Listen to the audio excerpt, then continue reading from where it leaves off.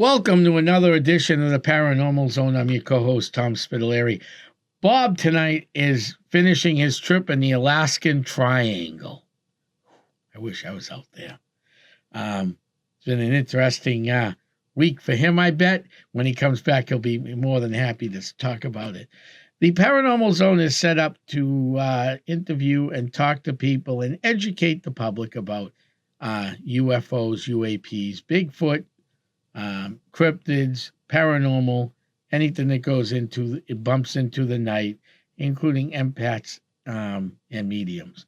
So tonight's show, we've had many different mediums and empaths on, but no one like Val. I've known Val a long time now. Val is a very well respected, very well known medium, especially up in the New Hampshire, Maine, Seacoast area, and probably beyond.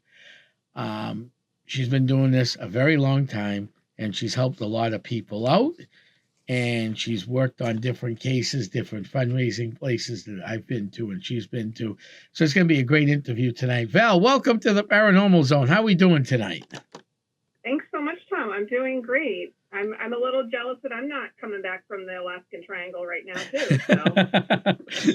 I know. I'm doing well. I know. It's quite the trip that Bob had planned out there. He had planned that a while ago. So he was heading out to the Alaskan Triangle. So that's neat. It is neat. Yeah, I can't wait to hear what he said, how it went, how the weather was. I didn't hear any nasty weather out there. I didn't hear about any planes or shipwrecks or anything. So that's all good news because he's out on a big ship right now. So actually, I think, no, he's flying back. He'll be back sometime this week. He might even be back in Seattle by now. I'm not sure. But I know he's coming back this week. So I'm very excited when Bob does come back because we got some great shows being planned as we speak. So, Val, how long you been an empathic medium for? Well, I've been an empath my entire life. I was born that way. However, I didn't know about the term empath until around probably 2005 was the first time I heard the term and started investigating what that meant. It was described as somebody who's energetically sensitive to emotions and the energy of the world, and it kind of struck a chord with me, and that was when I started looking into it. And not long after, I met a medium who helped me develop my intuition, which is why I call myself an empathic medium, because I use the energies that I feel of the world around me to help people communicate with the energies in their homes, whether it's deceased loved ones or imprints or elementals or that sort of thing. So I can communicate with the energies actively. All righty. So what? So this is a good question, people. If this is actually somebody's asked me this once before, so I'll ask you the same question. What's the difference between, say, a spirit and an elemental? Well, when I use the term spirit, I'm referring to something that appears as though it had lived a human form. So it would have been like a loved one or somebody that you knew in life as a human, whereas an elemental is going to be an energy of something that has never incarnated as a human and oftentimes appears as what we call fairies or sprites or gnomes or that type of earth kind of energy, something that is here to protect the earth that maybe isn't seen with the naked eye, like, squirrels and chipmunks and that sort of thing. All right. So is there a difference between an elemental, and I always mess this word up, you know that, you've known me a long time, pudgewuggies or puckwuggies? Is there a difference between them? Because they talk about those all over this area, as you know, Val.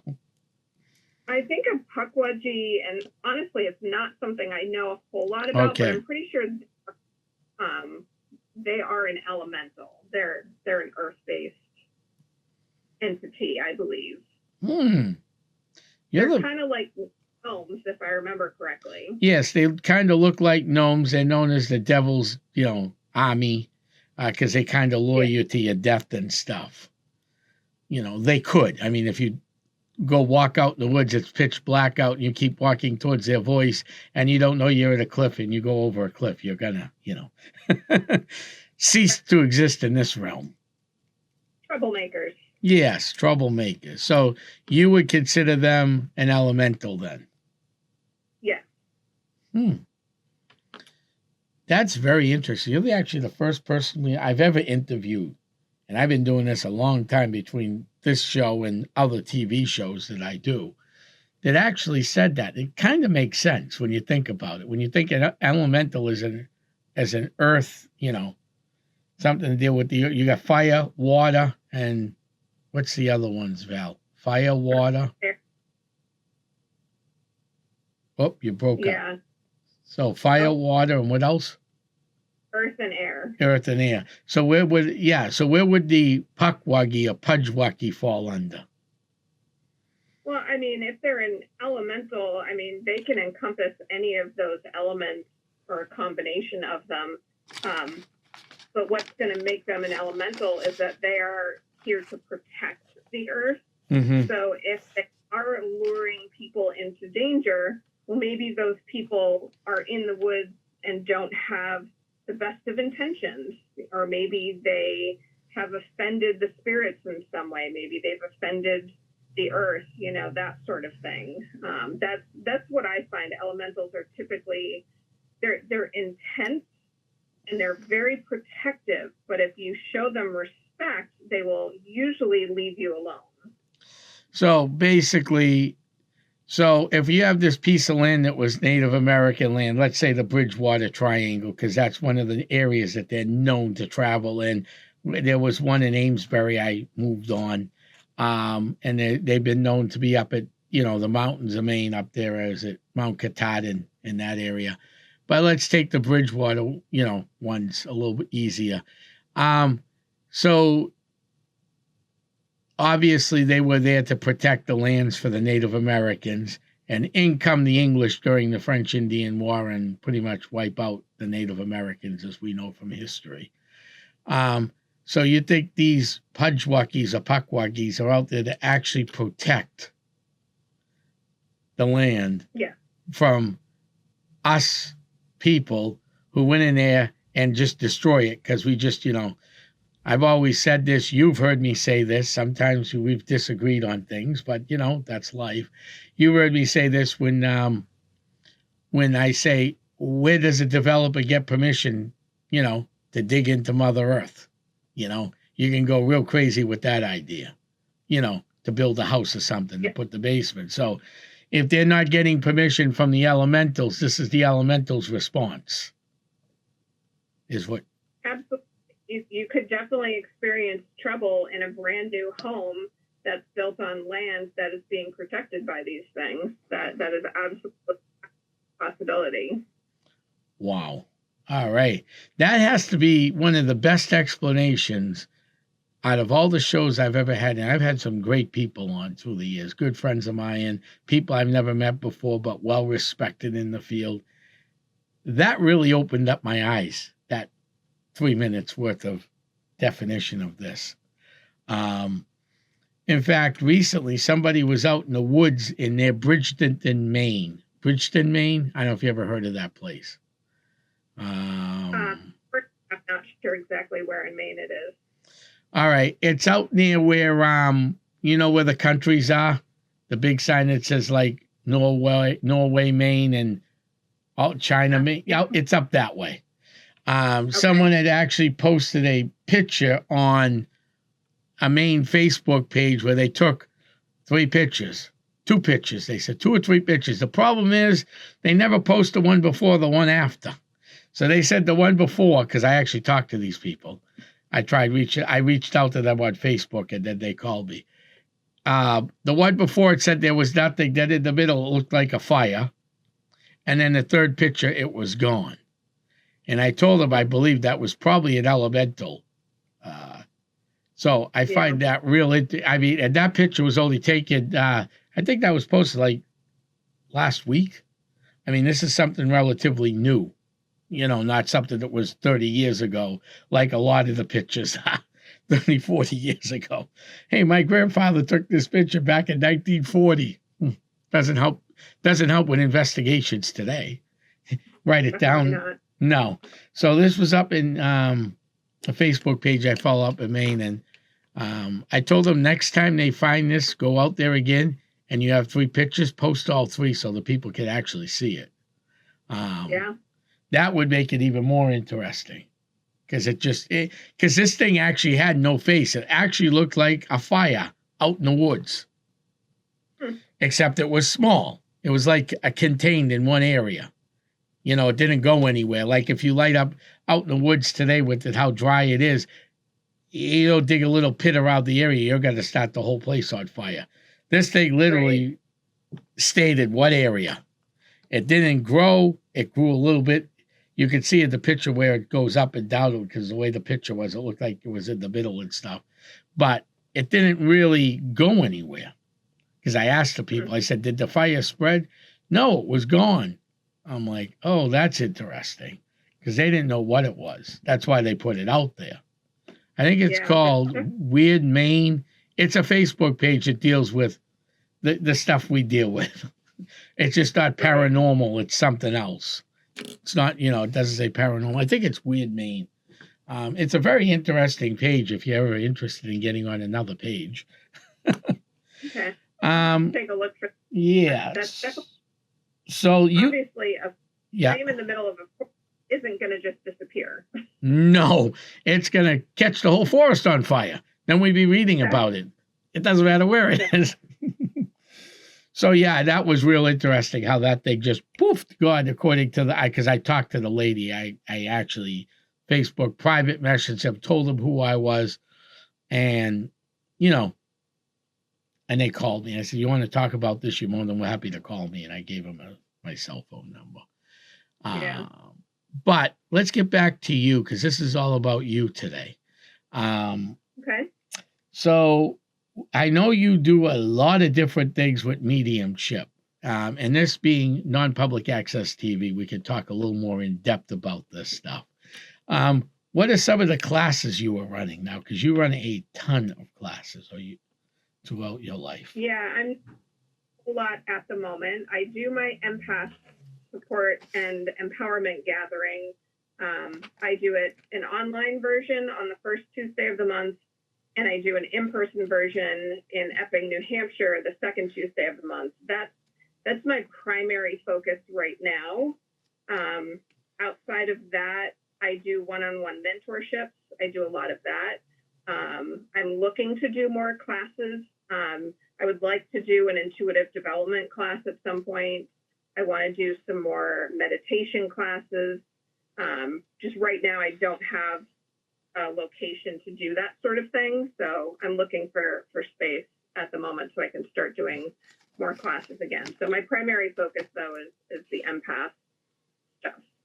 And so this is like beginner's empath. Is that about right? I'm not trying to, or helping people understand what's going on when they feel things and see things that they don't understand. Yeah, so the empath support and empowerment gathering for anybody who thinks they are an empath or knows they are an empath, no matter how long they've known, no matter how much they study. It's just for us to come together and talk with each other and learn from each other. Everything in this world has energy, and we can feel that energy at any given time. Obviously, when there's political turmoil, when there's worldwide turmoil with wars going on, when there's crazy weather things happening, spikes like that will affect empaths more than they will other people. So it can be challenging just to live day to day. So having people to talk to about it and to get ideas on how to help manage the energy, that's the purpose of the group, is to just help us get through, have a place to go to talk about these things. Yes, and I mean, especially if you have to go grocery shopping or you go near a mall near Christmas or something, and you can hear people's thoughts. That would drive me up a wall. I'll be honest with you. I have certain things I can do, but that's not one of my gifts, And I thank God every day for that, because that's something that would be real hard to deal with. That's why I give you a Yeah, lot of credit, Val. it definitely depends on the mood of the crowds. You know, if everybody in the mall is in a good mood, then it's fine. But if people are stressed out, if they are, you know, if there's money concerns, if they're, you know, if they're depressed, because a lot of people get depressed at the holidays, you know, then that's where it gets challenging. So yeah, it's just trying to navigate that. And you know, thank God for online shopping. That definitely helps. But we can't always avoid the stores. So Right. Oh, so you still to go shopping? Yeah, sorry, you're right. No, so you still, yeah, you can do online shopping, but you can't avoid the stores all the time. Right. So I imagine Sunday isn't Market Basket Day for you. I actually don't shop at Market Basket because I don't love the energy of the stores I've been to. So I avoid Market Basket if I can. Okay. I at other stores. So right, but you normally wouldn't go food shopping on a Sunday, no matter what grocery store you shop at. I'm assuming. Not necessarily. I have before. Oh, you have. When okay. I work from home now, so I have a little more flexibility in when I can go grocery shopping. But I certainly did. And you know, timing is everything. If I'm showing up at the same time everybody else is because they have to shop before the big game is on, then it's frustrating. But if I'm there at a time when there's not a lot of people, it's not a problem. Like when the big game is on? Yeah. So, well, that is interesting. So you also work with people and trying to figure out, I know you do private home investigations and stuff. And you try to help people work with that. Now, when you go into a home, you just don't go barreling in there. You like to know nothing, I'm assuming, before you go in, correct? Or very little? Correct. If I'm going there as the medium, then yes, I don't want to have any knowledge of the experiences prior to going in. Mm-hmm. So when people call you up, and I'm not saying when you're going with, everybody you usually go in with the groups you work with, someone calls you up out of the blue. They don't want a paranormal team. They just want a psychic to walk through the house. And then they start telling you, blah, blah, blah, blah, this is going on. I'm seeing this, that, and the other thing, lights flicker. When you how do you stop that so you can just get into the house? Because people love talking about what's scaring them. I'll do one of two things. I will either stop them completely and say, don't tell me anything, before they even say, here's what I'm experiencing. I will say, just don't tell me anything. Mm-hmm. Or because I am doing mentorship, what I will do is I will collect the information so I can validate ahead of time if I think it's worth it to visit. And then I will bring the person I'm mentoring to the house and have them do the blind walkthrough. Mm-hmm. So validate them with the information the homeowner has given me, along with what I do pick up on, because even though the homeowners will give you some information, what I might pick up on could be different. There could be other things outside of what they say. So I can still get some information that maybe I didn't have prior to going in. Right. I mean, if I had $1, and I say this to everybody, my listeners, our listeners are used to hearing this thing.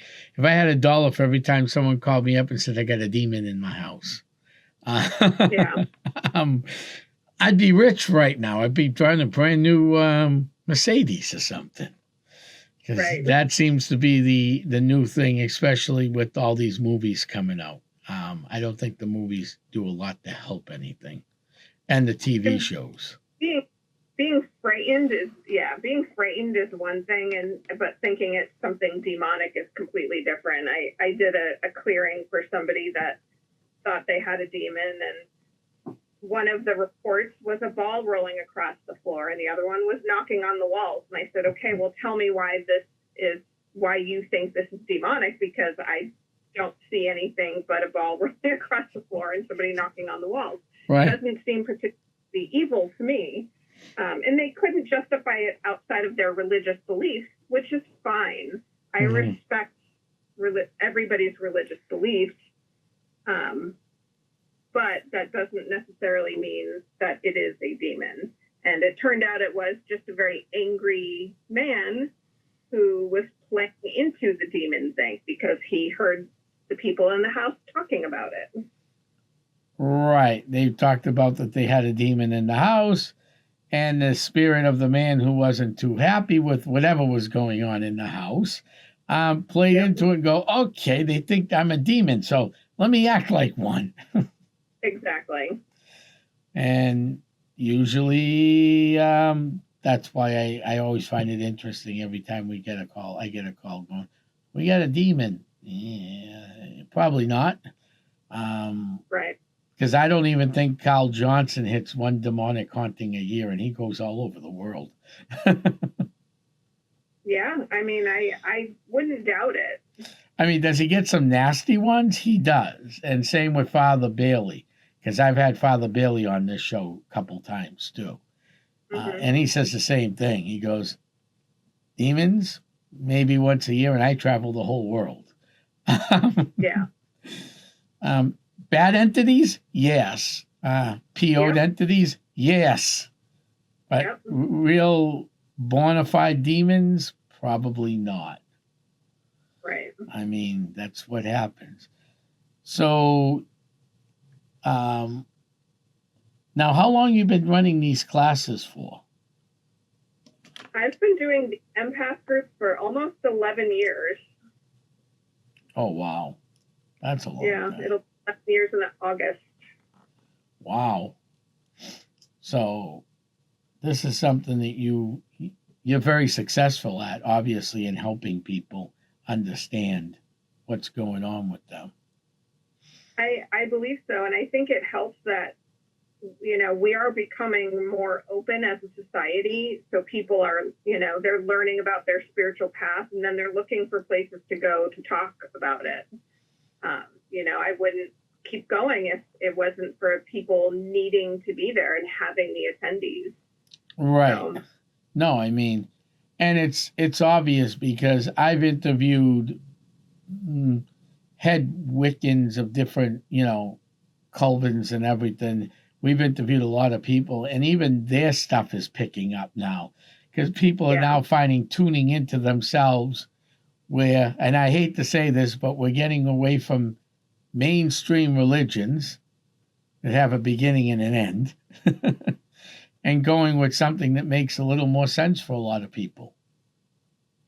Right. And I think it's a good thing. It means people are thinking for themselves instead of letting somebody else tell them what to think about what's going on in the world. They're making decisions for themselves on their morals and their values and their ethics. And I think that's a good thing. No, I think that's a great thing. And I think the world's going to be a better place because of that.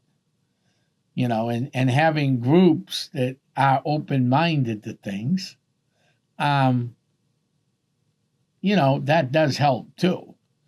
And I know you, I think, started it or co-started the SPRG meetup group in Portsmouth once a month. Right. Yeah. Andy's the founder of that. I am a co-host, longtime co-host. I came in about 4 years after it started, but I've been a regular member and attendee ever since. Yeah, we had Andy on talking about his anomalies. You got to go back and listen to that show. That was a great show. But what's great about that event is, and I do try to plug that event as much as I can on the podcast shows to get more people. Yeah. I mean, it would be nice to fill both of those rows up. I think we did that once or twice where we filled both rows and had to take the booth over on the other side. Yeah. That definitely doesn't happen a lot, but we do get a pretty good amount of attendance. We get a couple new people every month. Mm-hmm. And it's great having regular attendees too, because I think we've formed a bond. You know, we know each other, and Right. we We know know. each other's experiences, and I think we value each other. So Oh, we do, and that's what makes those things very important assets in this field, because everybody goes through a lot when they're out on a case. They're running fundraising investigations. Trust me, when you run a fundraising investigation, you still can get hurt. You can still deal with not demonic, sometimes demonic, but I've never had it during a fundraiser, but some PO'd spirit that wants to lash out because there's too many people in his house. right, He thinks he still owns the house, or they think they still own the house, and they don't. So it's always great to have that you can actually go talk to people that won't go, well, he's a little wacky. Well, he right, smoked a little too much. That's what's good about having the SPRG meetup group. It really is, and been going a long time. That almost, what did I figure out? Probably 10. We've been going as long as you guys have been at the roundabout. right. Yeah, and I can't remember how long that's been, but probably 10 8 years? or 10 years now. At least, yeah. That's when the roundabout came, because we were supposed to go to the old place, but the month we decided to go, you had to cancel it because it caught on fire. Right. And then you found this place, which was easier because when I looked for the other place, it wasn't easy to find. But if you don't know Portsmouth is not an easy place to drive through with all its one-way streets. Right. Yeah. And the place we were meeting at was downtown, so parking can be challenging. But what we were trying to do was meet at a haunted location. Right. And, so we would try to find restaurants that were haunted. We didn't know that the roundabout had activity in their midst. When we started going there, we just decided, you know what? Parking's easy. It's right at the roundabout. People can find it easily. Let's do this. And it just worked really well for us. Yeah, because we've had people even further south than where we come down from a few times. I was shocked. Mm-hmm. I mean, it's a 40-minute ride for us, but these people drove like 2 hours up from Massachusetts. I'm like, okay. And then we have people that come all the way. There was one guy coming from Bangor for a bit, wasn't he? I remember vaguely. The guy coming from Portland, which is about minutes, almost an hour. Right. But we've had people coming from the other side of New Hampshire, which, depending on traffic, that can be a 2-hour drive if you're coming, from out Midwest, Keene area, out Peterborough in that area. Yeah. I mean, it's not, but because it's such a great location, the roundabout, and that is the fourth Wednesday of every month at 6:15ish. Yeah. Our technical start time is 6:30, but somebody's usually there by 6:15. Yeah. Right. So 6:30 is the start time. So yeah. And it's easy to find. Just walk in. It's usually the biggest group, except for the last time. That was interesting. But so if any of our listeners listening across the globe in England, if you ever make it up to New Hampshire and you're around the fourth Wednesday of the month, except on a holiday month, with usually Thanksgiving, Christmas, or one of them, it'll be the third Wednesday of the month. Correct. So come on down. Some of the other stuff you do, Val, because you do so much in this field, it's hard to keep track. So what are some of the other things that you do to help people with your abilities? One of the things I enjoy doing is real estate clearings. I have some contacts who are realtors, and even in this economy, sometimes you have a property that just won't sell.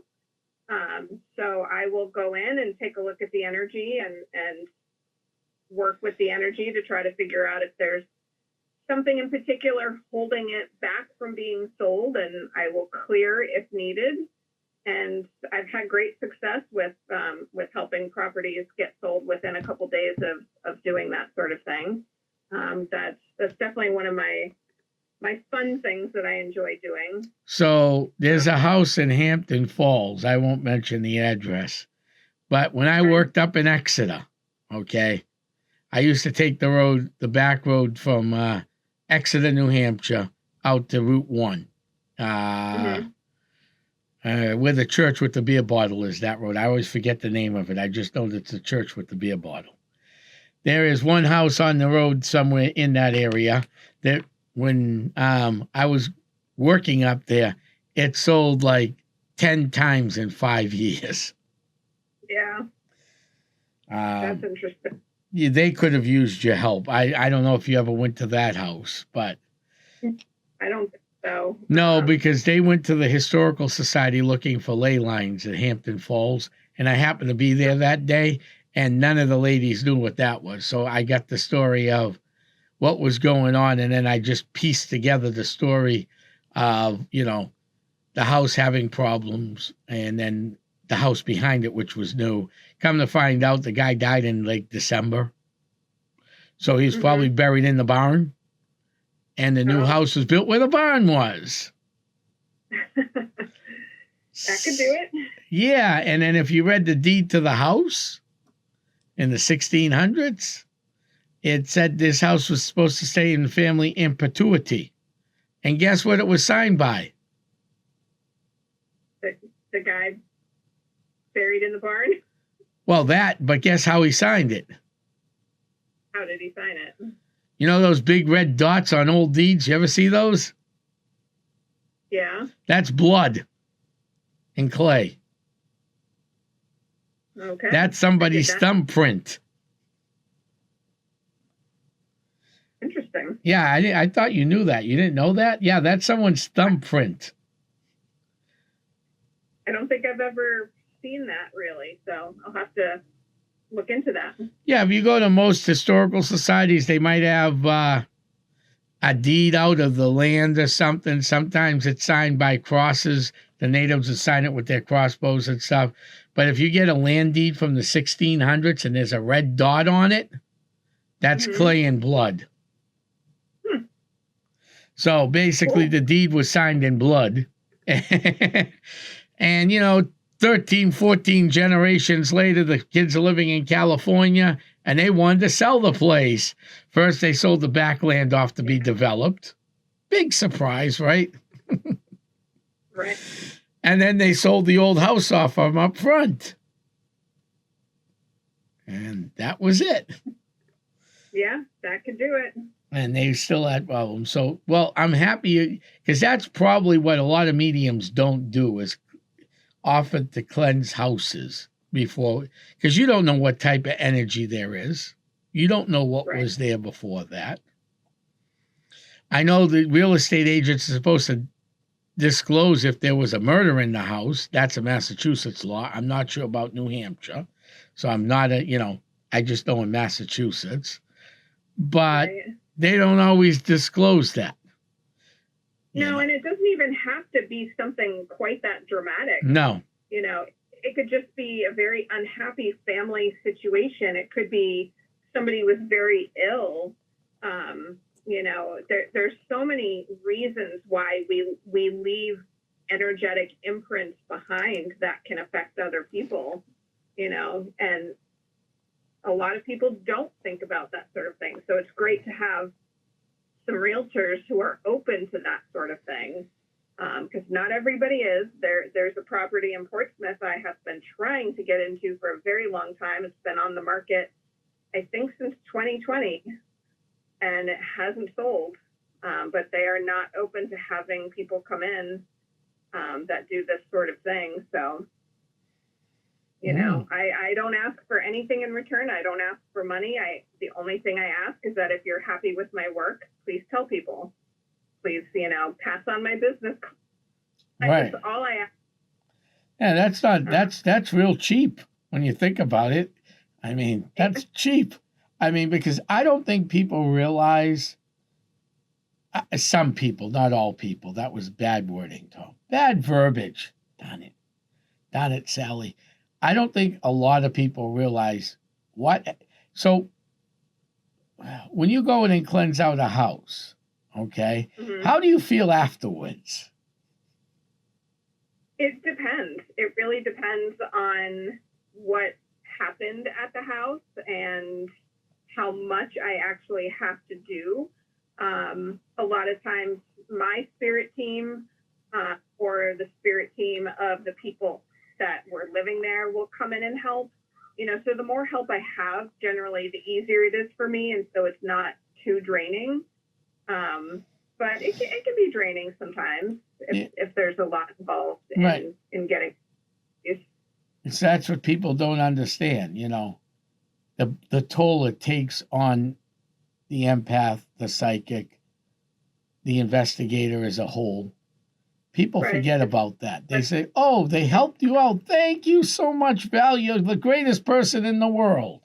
The house sold. But what you had to do to get that house to be for the greatest person in the world, to be the greatest person in the world in the eyes of the people who bought the house, might whack you for a day or two. Right. And you still got to work. So you got to get up in the morning and go to work. Right. But that's part of being an empath is assessing my energy level and knowing when I can and cannot go do something like that. Because if I don't have the energy, I'm not going to be able to do a good job. So I have to keep myself in a good place energetically so I can do that sort of thing. And if for some reason I am completely drained, I have to postpone and reschedule. That's the responsibility of being an intuitive, and especially being an empath, is not going into these situations if you are not at your best, because you're not going to do anybody any good if you're not. No, you could actually probably make things worse in many ways, just not only for you, but the client. Yeah. Potentially. So. Yeah.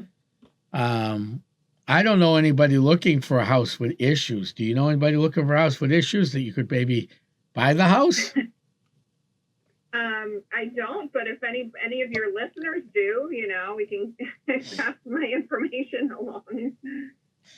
Yeah, because it would be nice to see, especially if this house hasn't sold for a while. And it's, for our listeners that are living in Canada or in Washington State or in Europe or in England, houses don't stay on the market long in the New England East Coast. No. Not in the areas of high traffic or high business, like, say, Portsmouth, which is a big city. It's actually, I think, if I'm not mistaken, Val, isn't it like the second or third largest in the state, people-wise? Yeah, I think it's the third. Yeah, because Concord, the state capital, barely has anyone living up there. Oh, Concord's pretty big. Concord, Manchester, Nashua, Portsmouth, I think, are the biggest, but I'm not sure the population order. Right.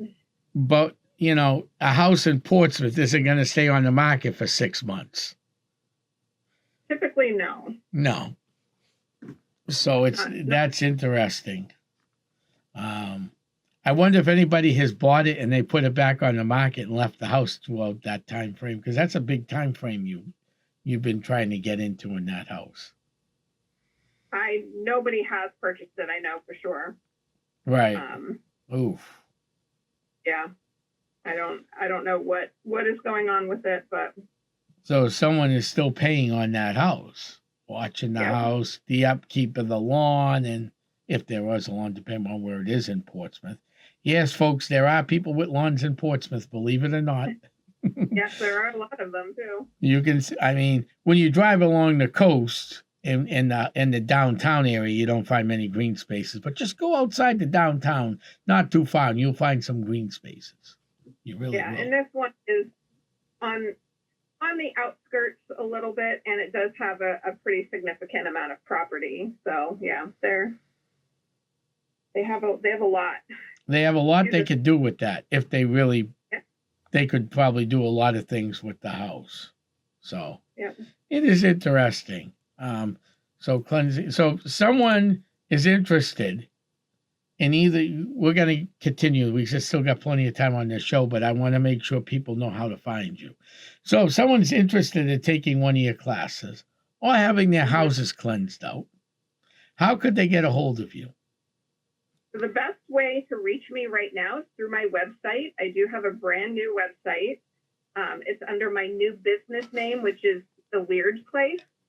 And weird is spelled WYRD, and it's referring to a rune from the Norse rune set. So the website is theweirdplace.com, again, WYRD.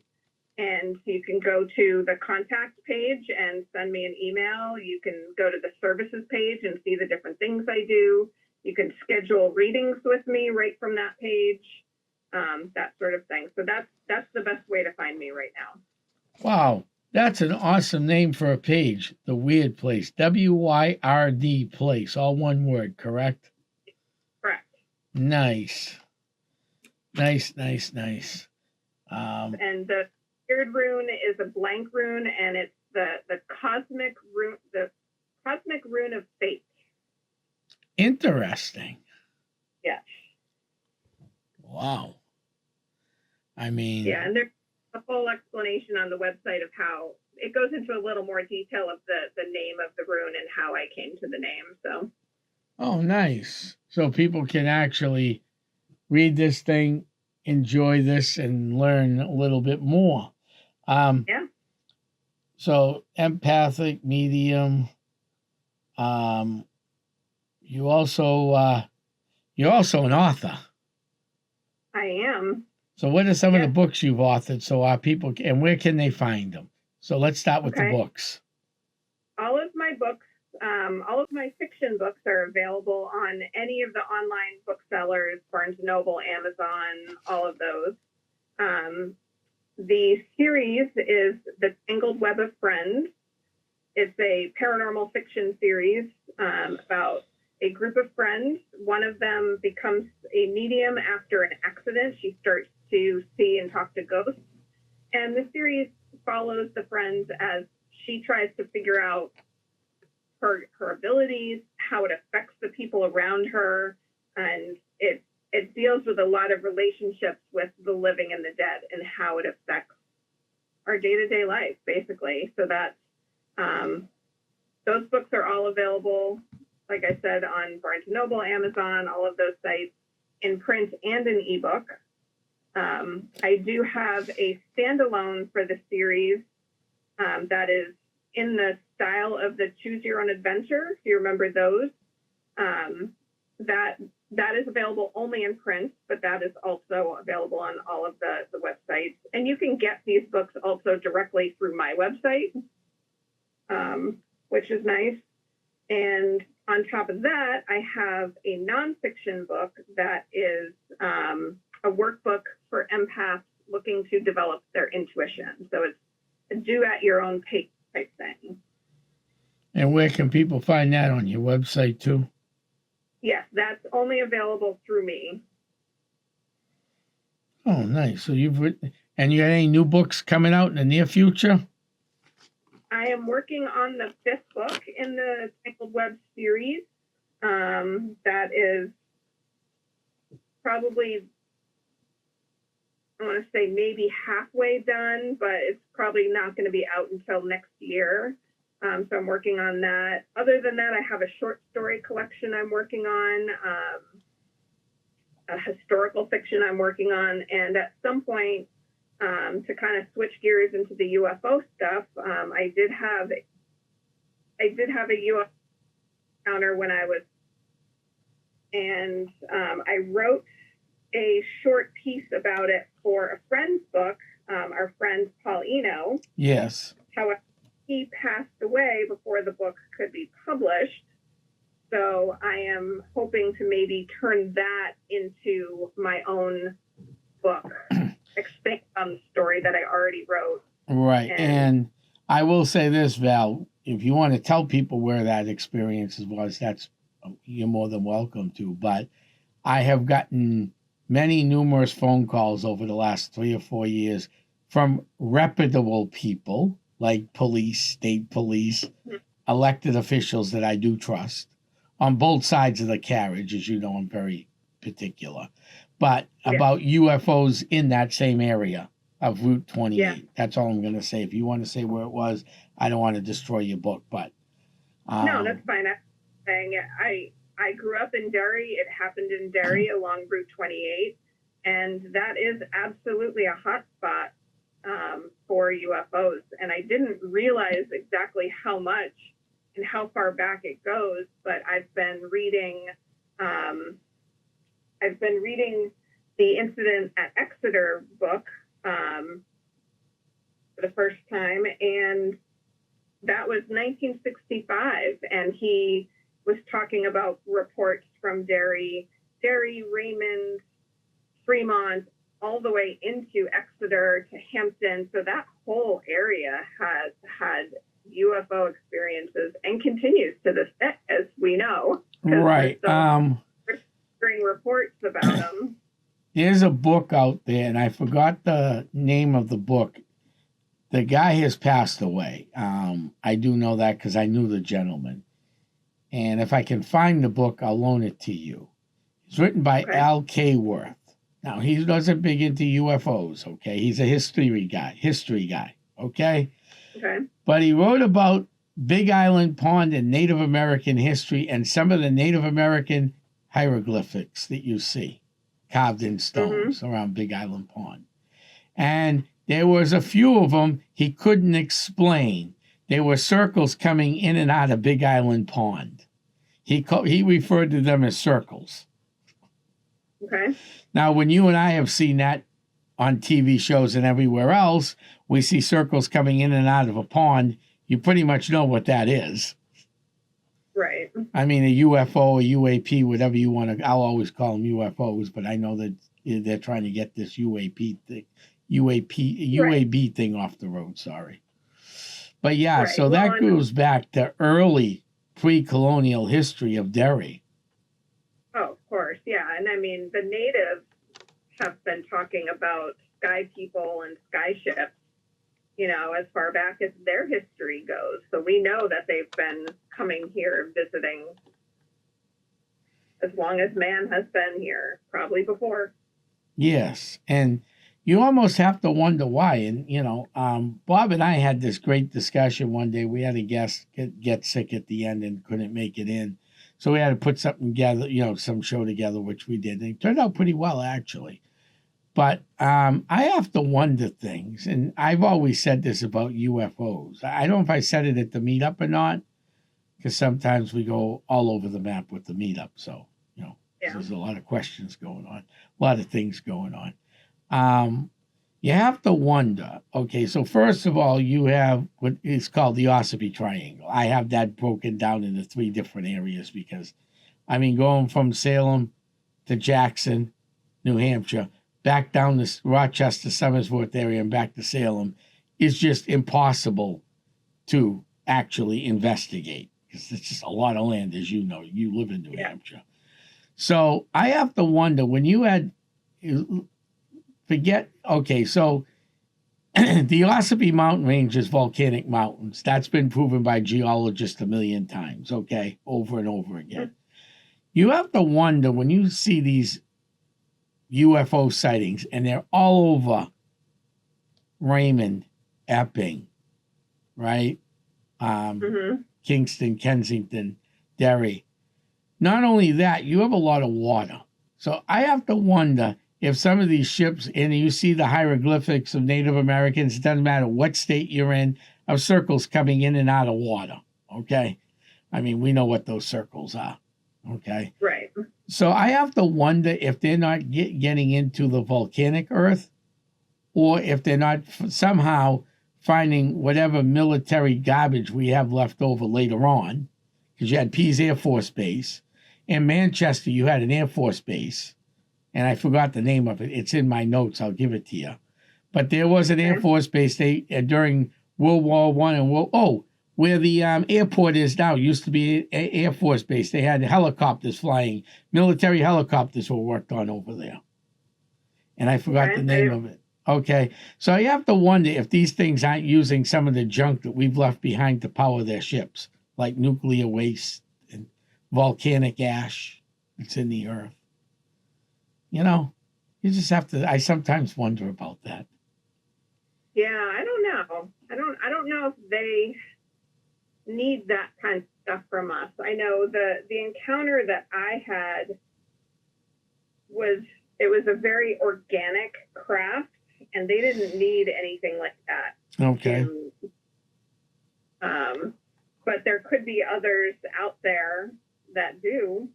I think the waterways, in Fuller's book about the incident at Exeter, all of the sightings are centering mostly around power lines, which, is something that has been continued to be reported.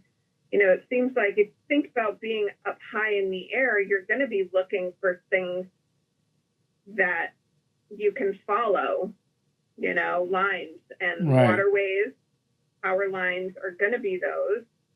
But then the military bases, along with just airports, you think about how visible those spots are going to be from high up in the air because they take up so much land.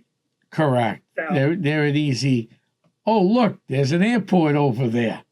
Even in the middle of a city like as big as Boston, you can still see Logan Airport from the sky. Right. Yeah, right. So there's so much we don't know about those crafts and whoever, whatever is piloting them, if they're being piloted. So many questions. Correct. And you're also this year, rumor has it, you're speaking at the UFO Festival. I am. I will be speaking at the Exeter UFO Festival Labor Day weekend once again. So for our listeners who never heard of the Exeter UFO Festival, and there's probably a lot of them, if they're planning to come out Labor Day weekend, because I've never been because I'm elsewhere Labor Day weekend, what goes on at the Exeter UFO Festival? It is 2 days of talks from various experts and experiencers. It runs from about 9 a.m. to 5 p.m. Saturday and Sunday, Labor Day weekend. They have some big names and they have some local talent. So a wide range of people, wide range of interests, and yeah, it's typically centered around the lectures. It is a fundraiser for children's charities in the area through the Kiwanis Club. So they do some fun things, like they'll have food for sale, burgers and hot dogs and things like that. But they do a costume contest for pets and for humans as well. So dress up as your favorite alien and join the costume contest. And they also do a trolley ride both days where you can take a guided trolley ride out to where the incident at Exeter happened, where this young man, Muscarello, witnessed a UFO over a field, over a farm, along with 2 police officers. And as I'm finding out in the book I'm reading, more than 60 other people witnessed similar things in the time before and after Muscarello's sighting. So it was a big deal back then. And this year is the 60th anniversary of the sighting. It happened September 3rd, 1965. Oh, wow, 60 years ago. So it's going to be a big one. And they, I remember when I worked in Exeter, I never went to this event because it's a big family weekend for my family with the Italian feast in Lawrence. But didn't they also have a masquerade ball where people would dress up as aliens and dance the night away? Are they still doing that? I haven't ever been part of it when they've done that. So maybe in the beginning they did something like that. But like I said, they do the costume contest. Yeah. So maybe that's what you're... No, it was up above the old city hall. Maybe it was only the first few years they did it. Because I remember, because when I worked in Exeter, I read all the newspapers, because I worked at a convenience store and a sub shop, as I told you guys that before. And I got to read all the local newspapers. And of course, the big story after the Exeter UFO Festival in the weekly newspapers are what? The week before and the week after is nothing but the UFO Festival. All the hype leading up to it. And then all the pictures of families having a good time at the festival. And I've heard from many of my old customers when I worked in Exeter I always miss a great time. It's a great family-friendly event. So hopefully people will go. And this is the 60th anniversary, huh? Yeah. Now on That's a it, big deal. yeah, well, yeah, that's a big deal. I mean, 60 years. Some of us weren't even around back then. And people Right. who were around back then are no longer around back then, but now. Very So, true. that's very interesting.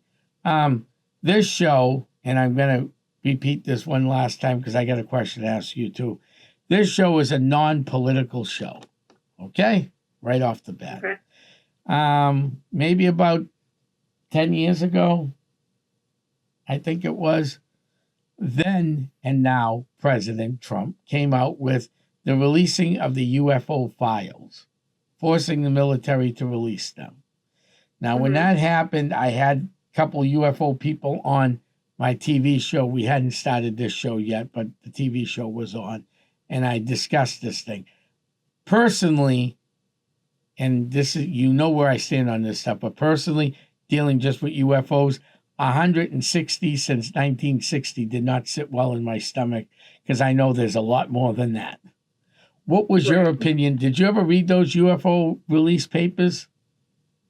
I did not read any of those. My stance is I don't need the government to tell me something I already know to be true. So I leave that, the reading of those tedious documents to friends, some lovely friends I have who are very into researching that sort of thing. My interest is more on the spiritual end of the UFOs. So I typically don't bother with reading that. But I love when people, come back and report what they've read. So I'm always happy to listen to the people that have taken the time to read through those things. Yeah, because they can be very dry, especially when you start reading them and you get a black marker. Yeah. it can cause you concentration problems without a problem. Yeah. Yep. Now, you said something real interesting. We'll get off that, but I'm going to stay on this subject. You said, and now I've interviewed UFO people from all across the country, okay? Had a guy on from NASA who works with Leslie Martin. He was he's almost a doctor. What was his name? He's out of Houston, Texas. I think you had him at the KRI Center once before. I'll have to go back and look at his name. But I've had a lot of different, I've had Mike on. I've talked to Andy about you. I've had many different ufologist people on. But no one ever mentions one thing. They talk about grays. They talk about location. They talk about the aftermath. Some people getting forms of PTSD, scared from these things. But I never heard the word spiritual in the UFO realm until today. Really? Can you explain to our listeners and me, because I'm looking for a good education, because I've never heard the spiritual end of this, what you're looking for in the spiritual end? So when I first became aware of my intuitive abilities and started communicating with spirits, I started encountering extraterrestrials in my meditations. And that made me very curious. I was encountering these things very similar to how I would encounter my father, who's, passed in 1997. And the more people I talked to on this side of things, I learned about starseeds, which is the belief that our soul has originated from places other than Earth. And so my feeling is that many of the people on this planet are spiritually connected to these extraterrestrial beings that are coming to visit us. I believe they have abilities to communicate with us in a spiritual sense, through telepathy, through meditation, that sort of thing. And that's something I'm working on looking more into, because, bottom line is, even if you are only the the kind of person that researches the nuts and bolts of ET encounters, the majority of people who have encountered ETs, I think you mentioned Kathleen Martin, her aunt Betty Hill, it was a mind-to-mind communication. She didn't see the ETs talking. It was telepathy. All of these people the majority of them report telepathy. I think Travis Walton reports telepathy. The big names that we've heard of, they talk about telepathic communication. They have these. That I knew about. That's interesting. Yeah, but there is absolutely a spiritual component to this. You opened my eyes on that one for sure. You probably opened up a lot of our listeners' eyes too tonight. That's real interesting. I mean, I understood telepathy. I understood it wasn't a verbal communication like we have.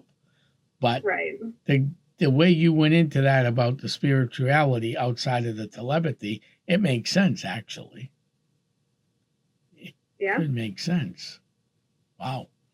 Yes, I bet there's a lot of people out there that opened up their eyes tonight. And Val, we are going to have you back on. We're coming to the end of this great show. Believe it or not, we flew through an hour. I can't believe it. So, yes, it is fast. So if people want to get a hold of you for whatever reason, let's hear the website again so they can get a hold of you. Yes, it's theweirdplace.com, and it's THEWYRDPLACE.com. So, Val, I want to thank you for coming on. If anybody needs their house cleansed before purchasing their new house, or even an apartment, I'm assuming, right?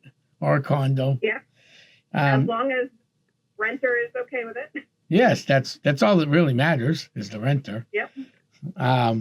So if you have a house you want to purchase in an area, it doesn't have to be an old area either, as Val and I have said and everybody else has said.